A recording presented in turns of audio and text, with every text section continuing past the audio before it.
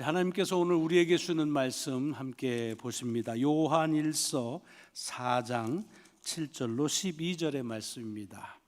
오늘 부활절 5번째 주일 렉셔너리의 성서일과에 있는 말씀 중에서 요한일서 4장 7절로 12절입니다.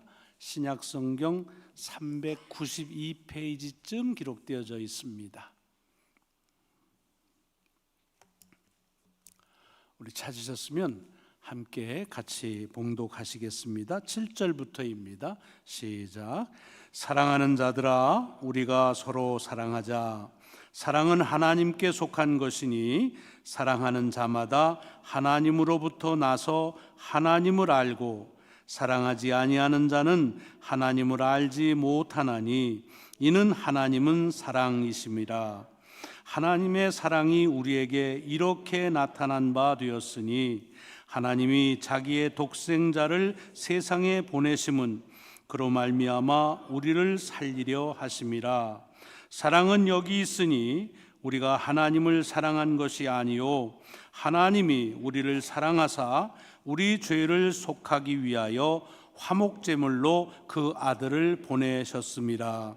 사랑하는 자들아, 하나님이 이같이 우리를 사랑하셨은즉 우리도 서로 사랑하는 것이 마땅하도다.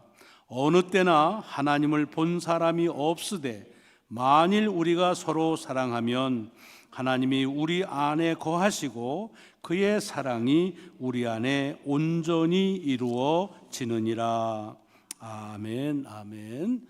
오늘 봉독한 이 말씀이 한 주간 여러분의 삶에 넉넉한 은혜와 능력이 되시기를 먼저 주님의 이름으로 축원합니다.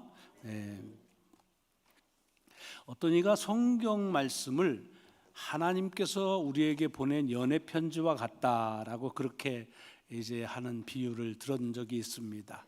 하나님의 사랑에 대한 말씀이 기록되어져서 전해지는 것이 성경이다. 이제 그런 얘기지요. 물론 성경 말씀이 다 그렇게 달달한 사랑의 이야기만 있는 건 아니지요. 어떨 때는 막 크게 꾸짖고 무섭게 경고하는 말씀도 있지만 전반적으로 말하자면 하나님의 사랑의 이야기가 기록되어진 것이, 그러니까 하나님의 러브레터가 성경이라, 그런 얘기는 저희들이 큰 그림으로는 다 동의하시리라 생각합니다.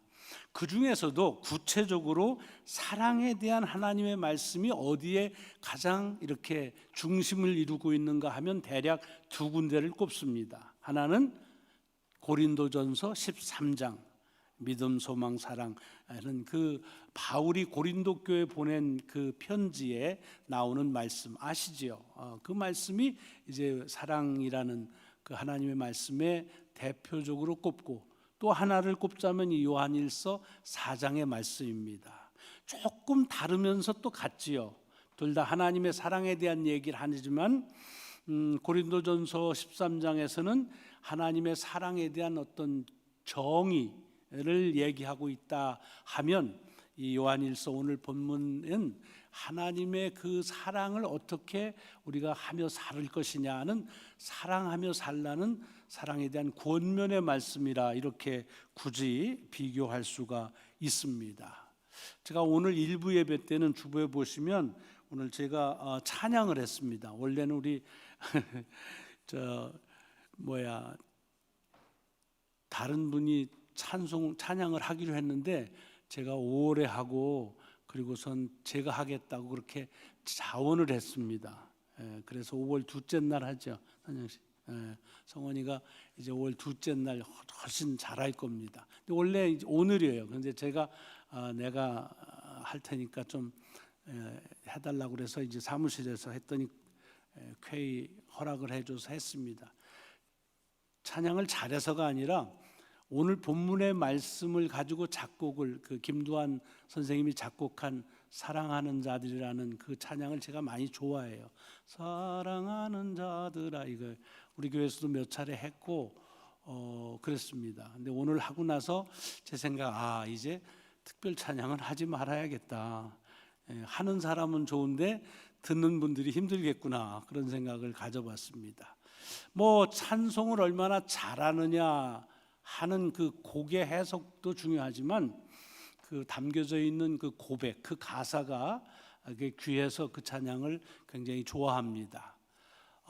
제가 결혼 주례를 하는데 어떨 때는 제가 결혼식 그 주례사 대신에 그 찬송을 주례사로 한 적도 있습니다. 소민아, 이번에도 내가 가서 그 찬양을 할까? 설교하지 말고. 이제 그랬더니 또 어떤 분은 그 좋다고 주례사 해봐야 누가 듣냐고 뭐 그러면서 하시더라고요. 학교 다닐 때는 결혼식 여기저기 알바처럼 다니면서 많이 불렀습니다. 왜냐하면 사랑하는 사람아, 사랑하는 자들아, 우리가 서로 사랑하자. 지금 막 사랑의 가장 극치를 이루는 그런 결혼식에 임하는 그 둘을 위해서 그거보다 더 좋은 그런 찬양이 있을까 싶어요. 사랑하는 자들아, 우리가 서로 사랑하자.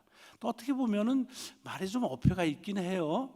아니 지금 뭐 사랑 뭘 또 더 사랑하지? 이만큼 사랑하면 되지라는 생각했지만 어쨌든 하나님의 사랑에 대한 아주 극명한 그런 그 고백을 한 그런 말씀이고 또 곡이라 생각해서 오늘 이 본문의 말씀이 제게는 특별히 다가왔습니다. 근데 여기 그 말씀을 보면 이제 뭐 내용은 간단하지요. 우리가 서로 사랑하는데 하나님께서 우리를 사랑하신 것처럼 우리도 사랑하자. 그렇게 하면 하나님을 본 사람은 없지만 그런 사랑을 할 때 그 속에 하나님이 함께 하시고 오히려 그 하나님의 사랑이 그 가운데서 완전해진다. 그러니 사랑하자. 뭐 이런 아주 어떻게 보면 아주 지당하신 말씀이지요. 성경 어디에나 펴도 있어야 될 내용이고 또 있을 수밖에 없는 내용이고 있어야 되는 내용이고요. 그런 말씀입니다. 그러니까 이런 그 잘 알려진 본문의 말씀을 가지고 말씀을 전하는 게 쉽지가 않아요. 왜냐하면 뭐 지당하신 말씀, 아마 여러분도 지금 결론에 저기 벌써 가 계시고 목사님 빨리 끝내세요. 우리 소민이 점심이나 같이 먹읍시다. 뭐 이러고 지금 저쪽에서 기다리고 계신 분이 계실지도 몰라요. 왜? 결론은 이미 너무나 자명한 것이에요. 이제 그런데 이 말씀을 늘 우리가 같은 말씀이라도 기도하면서 읽고 또 읽는 이유는 뭐냐면 혹시라도 하나님의 이 말씀에 담겨져 있는 또 다른 깨달음이 있을 텐데 그걸 좀 깨닫는 은혜를 입었으면 싶은 거죠. 그럼 하나님의 말씀에 담겨져 있는 은혜는 뭐 무궁무진하지요. 근데 이게 참 머리도 아둔하고 무식하고 경험도 짧고 그러니까 그런 신비로운 하나님의 그 은혜 중에서 아주 지극히 적은 거를 깨달을 뿐인데 그러다 보니까 이미 내게 주신 은혜가 강하게 큰 말씀일수록 새로운 말씀의 뜻을 그 은혜를 깨닫는 게 그게 제게는 그렇게 쉽진 않습니다. 근데 감사하게도 그렇게 바라면서 말씀을 읽고 또 읽으면 또 새로운 말씀을 보게 하시지요. 오늘도 이 아주 잘 아는 말씀, 이 말씀 특별히 결혼식을 앞두고 있는 우리 젊은이들과 더불어서 가장 사랑의 어떤 극치를 보여주는 말씀을 나눈다고 하는 것, 이것이 참 귀하면서도 이 말씀 속에 담겨져 있는 그런 새로운 깨달음을 같이 나누려고 합니다. 특별히 오늘은 이 전체 내용이 다 있지만 7절에서 맨 처음에 이 요한이 지금 누군가에게 편지를 쓰는데 편지를 쓰면서 그 사람들을 부르는 겁니다. 사랑하는 자들아. 또 우리 요즘 번역에는 사랑하는 성도 여러분, 사랑하는 사람들이요. 뭐 이렇게 여러 가지로 번역이 돼 있어요. 영어 성경에는 dear friend 이렇게 되어 있는 것도 있습니다. 그러니까 뭐 이게 표현이 사실은 뭐 다른 편지에서는 전혀 찾아볼 수 없는 요 요한 1서 4장 7절에만 나오는 그런 독특한 인사법이다.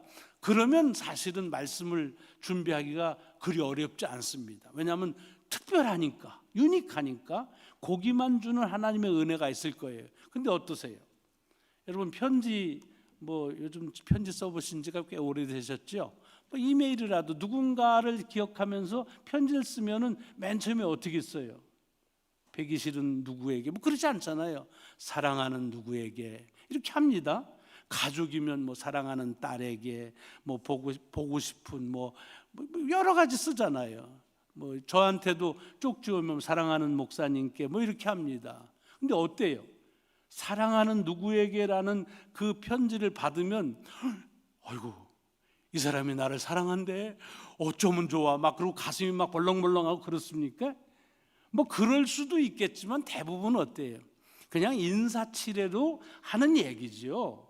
예, 사랑하는 유미 교우님에게 한다고 해서 제가 뭐 다른 사람은 절대로 사랑 안 하고 차유미 교우님에게만 오롯하게 하는 사랑의 고백이냐?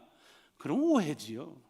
대개는 영혼 없이 쓸 때가 많습니다. 그냥 식상하게 인사치레로 편지 쓰면은 그냥 앞에 쓰는 인사말로 그렇게 쓴 경우가 참 많습니다. 전에는 이게 눈에 잘 안 띄었어요. 근데 이번에는 이 말이 눈에 확 들어오더라고요. 그 왜 들어왔느냐 하면 사랑하는 자들아, 사랑하는 사람이요 또는 사랑하는 형제 여러분, 자매 여러분이라고 했던 그 사랑이라고 하는 단어 때문에 그렇습니다. 여러분 우리가 요한복음 하면서 히라보에는 사랑이라는 단어가 여럿 있다고 그랬잖아요. 대개 남자와 여자가 사랑할 때 그 사랑을 고백할 때는 사랑한다고 그럴 때 에로스라는 단어를 씁니다. 이건 꼭 육체적인 사랑만 얘기하는 건 아닙니다. 어쨌든 남자와 여자의 사랑에 대한 그 농익은 그런 표현이 에로스입니다. 그러니까 뭐 여기서 요한이 에로스로 썼을 리는 없겠지요.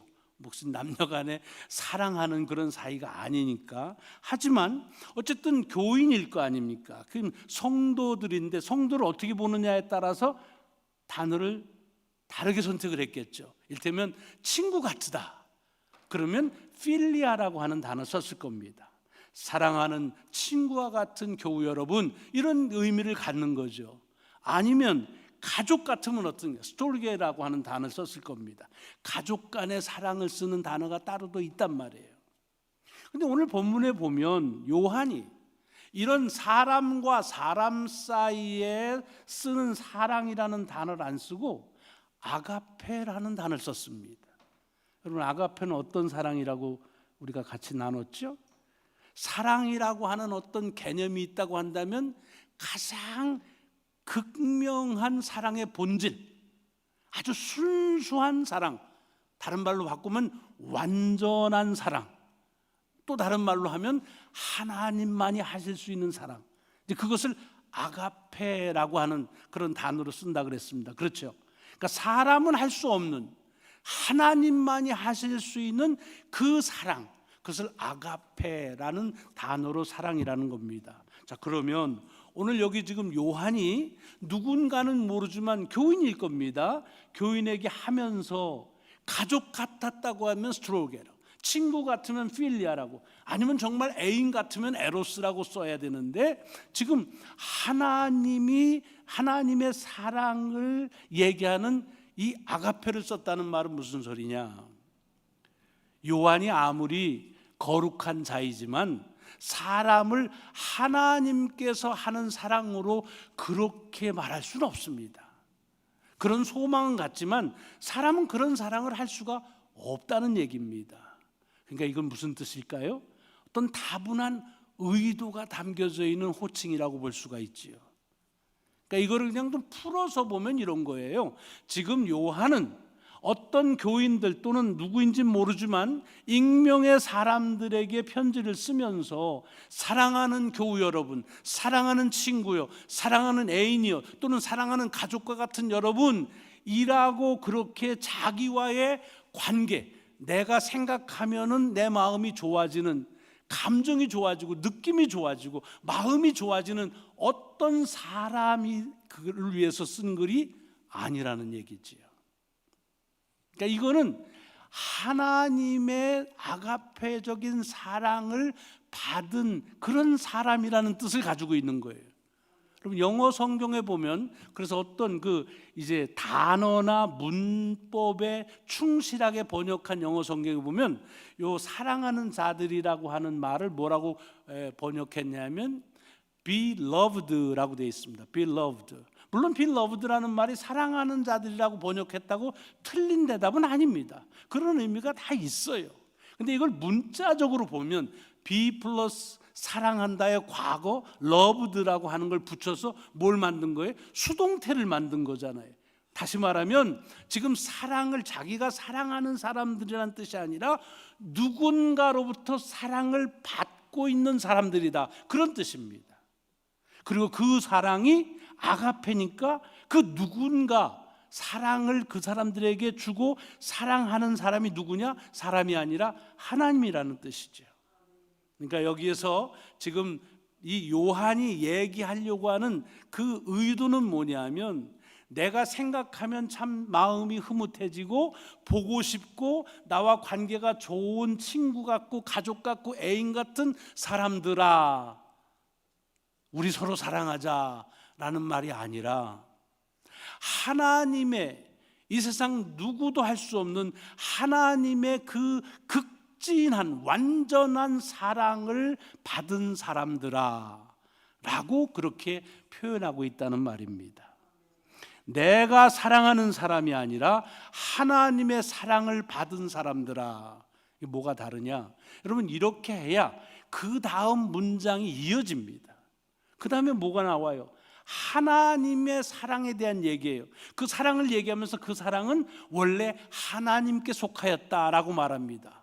여기서 전부 이 사랑이라는 단어가 처음부터 끝까지 아가페라는 단어만 고집하고 있습니다. 그건 뭐냐면 철저하게 하나님의 사랑, 지금 누군지 모르지만 그 하나님의 사랑을 받은 사람들인데 그 하나님의 사랑이 어떤 것인지를 풀어서 설명하는 거예요.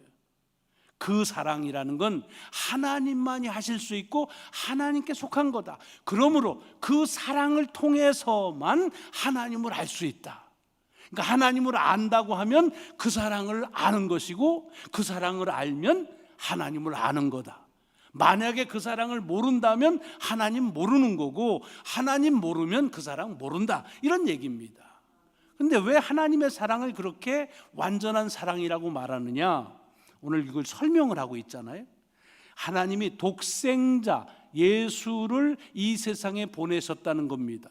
여러분, 독생자를 보냈다는 사실만으로 하나님의 사랑을 완전하다고 말하는 건 조금 과장된 표현이라고 말해도 할 말이 없습니다. 근데 중요한 것은 그 독생자, 자기가 사랑하는 독생자를 이 세상에 보낸 이유 때문에 그런 거예요. 왜 보냈다는 거예요? 하나님의 사랑을 받기는커녕 하나님이 징계해야 되는 대상인데 죄를 지었. 그런데도 불구하고 그들의 죄를 묻지 않고 그들을 죄에서부터 구원하기 위해서, 다시 살려주기 위해서, 그래서 독생자를 보내서 화목제물로 삼아서 그래서 저들을 다시 살리셨다. 그렇기 때문에 이 사랑은, 아가페의 사랑은 하나님의 그지없는 사랑이고 그 사랑을 지금 당신들은 받았다, 그런 얘기입니다. 이게 중요한 의미를 갖는 이유는 뭐냐 하면, 여러분 성경을 읽으실 때 특별히 요한일서 4장에서 사랑하자라고 할 때 이 사랑이라는 건 무슨 교인들 간에 또는 교인과 목회자 간에 기분 좋을 때 생각하면 뭐 가슴이 훈훈해지는 그런 사랑을 얘기하는 게 아닙니다. 우린 특별히 느낌이라는 걸 굉장히 중요하게 여겨. 뭐만 하면 무슨 느낌? 뭐 이런 얘기하는데 지금 요한이 얘기하는 사랑하자는 건 그런 좋은 느낌을 얘기하는 게 아니에요. 감정의 문제가 아닙니다. 뭐예요? 하나님의 사랑. 그 사랑이 어떤 사랑이에요? 도대체가 하나님의 사랑을 받을 수 없고, 사랑은커녕 징계받으면 벌써 죽었어야 되는데, 그런데도 불구하고 그런 죄인을 사랑하셔서, 그것도 뭐 잘못했어요, 우리가 다시는 안 그럴게요, 뭐 회개하고 해가지고 그래? 그럼 내가 한번 봐줄게, 뭐 이런 대가로 보상으로 한 것이 아니라 하나님이 먼저 사랑하셔서 그래서 아들을 보내셔서 희생제물로 삼으시는 일을 자의적으로 하셨다는 겁니다. 이게 기가 막히다는 거예요. 이 사랑을 받았다는 얘기입니다. 그러므로 지금 이 말은 내가 사랑하고 생각하면 할수록 기분이 좋아지는 여러분, 서로 우리 사랑을 계속합시다, 이런 얘기가 아니라 이 세상에서 어디에서도 맛볼 수 없는 그런 사랑을 받은 여러분, 여러분이 하나님의 사랑은커녕 징계를 받아 마땅한데도 불구하고 그 징계를 묻어두고 사랑하신 그 사랑, 그 아가페의 사랑을 받은 여러분 하면서 우리가 서로 사랑하는데 어떤 사랑? 그런 사랑을 하자라고 그렇게 말씀하시는 거예요. 그러니까 우리가 얼핏 이 말씀을 가지고 결혼식 때 서로 사랑하는 사람들에게 이 사랑을 영원히 죽을 때까지 변치 않고 사랑합시다 라고 하는 인간적인 그런 사랑에 대한 얘기를 하는 것이 아니라, 하나님의 사랑을 받았으면 그 받은 그 사랑대로 다른 사람도 사랑해야 그게 마땅하다라는 얘기입니다. 여러분, 요거를, 이게 사랑이니까 그렇지만 다른 단어로 바꾸면 다 마찬가지예요. 여러분, 지난 한 주간 사시면서 누가 어떻게 사셨어요? 그러면 뭐라고 대답하시겠어요? 돈 때문에 살았습니다. 내 건강 때문에 살았습니다. 뭐 그렇게 말할 수도 있지만 신앙 안에서 물으면 뭐라고 그래요? 은혜로 살았습니다. 은혜 아니면 저는 살 수가 없습니다. 그렇게 말씀하시지 않으시겠어요? 김학당 원사님 어때요? 그렇죠. 은혜 아니면 살 수가 없어요. 그게 무슨 소리냐? 하나님이 내게 은혜를 주셨다는 거예요. 근데 뭐 여러분 어떤지 모르지만 그냥 내 스스로를 한번 살펴보면 도대체가 지난 한 주간을 살면서 무엇 하나 하나님의 은혜를 받을 만한 일을 한 게 없어요. 그런데 그것을 주셨단 말이에요. 그래서 선물이라고 그러죠. 그렇다고 한다면 내가 다른 사람들에 대해서는 어떻게 친절을 베풀었느냐는 겁니다. 여러분은 어떻게 하시는지 몰라요. 근데 제가 친절을 베풀 때 보면 제일 먼저 떠오르는 게 나와의 관계예요. 주은정 집사님, 우리 교회 반주인데 얼마나 수고해. 내가 그냥 잘해줘야지, 이런 마음이 드는 거예요. 나와의 관계, 그것도 나와 얼마나 잘했느냐. 뭐 또 맨날 뭐 삐지고 뭐 이러면 그냥 뭐 교회니까 할 수 없이 그냥 한다, 뭐 그렇게만 하겠지요. 결국은 무슨 소리냐? 마치 나는 하나님의 무조건적인 사랑을 받았음에도 불구하고 다른 사람을 사랑할 때는 너무 따져요. 그래가지고 거기다 또 한마디 붙이죠. 사랑을 그렇게 예쁘게 하면 안 돼. 사람 버릇 나빠져. 하나님의 정의가 있는데 그렇게 하면 안 돼. 뭐 이러지요. 여러분, 그 하나님의 정의가 사라지는 걸 우리 자신한테 한번 대비해 보세요. 여러분이 하나님의 사랑을 받은 것은 하나님의 정의로움 때문입니까? 계산해 보니까 잘 살았네, 사랑해야지 라고 해서 받은 사랑입니까? 만약에 그렇다면 그거는 은혜가 아니죠. 그건 대가고 보상이지요. 선물이 아니란 말이지요. 자, 그러면 우리가 하나님의 그런 거저받는, 그냥 덮어주는 사랑을 받았다고 한다면 다른 사람을 사랑하는 것도 그렇게 해야 되지 않느냐라고 하는 그런 말씀입니다. 용서? 마찬가지죠. 여러분, 여러분이 여러분의 지은 죄를 하나님으로부터 어떻게 용서받았습니까? 뭐 다른 사람 모르지만 나는요, 용서받기 위해서 40일을 울고불고 금식하고 난리였었잖아요. 하나님 앞에서 막 철저히 회개하고 그래서 나 받은 용서예요. 그러신 분 계세요? 아마 대부분은 그럴 거예요. 저를 포함해서. 용서 받을 수 없는데, 용서 근처도 못 가는데 그냥 하나님이 덮어주고 묻어두고 그래서 나를 다시 용서해 주시는 은혜라고 말하지 않습니까? 근데 왜 다른 사람이 내게 한 잘못은 그렇게 꼬치꼬치 묻지요? 그렇게 하나하나 계산하지요? 그래서 마치 용서해 주면은 그 사람 버릇 잘못되는 것 같고 사회 윤리 기강이 잘못되는 것처럼 왜 따지지요? 오늘 이 요한이 성도들에게 말하는 겁니다. 쉬운 말로 당신이 받은 만큼 다른 사람에게도 그대로 해라, 그런 얘기입니다. 이게 무슨 기브 앤 테이크의 어떤 기준을 얘기하는 것 같지만 그런 말씀이 아니에요. 하나님께서 내게 주신 것, 그것이 은혜면 은혜로, 축복이면 축복으로, 용서면 용서로, 사랑이면 사랑으로 그렇게 살아라 라고 하는 도전입니다. 물론 어렵지요. 어렵습니다. 그래서 어떻게 하는 거예요? 성령님께서 우리를 도우셔서 우리가 하나님의 은혜를 받은 바대로 살아갈 수 있게 하신다는 겁니다.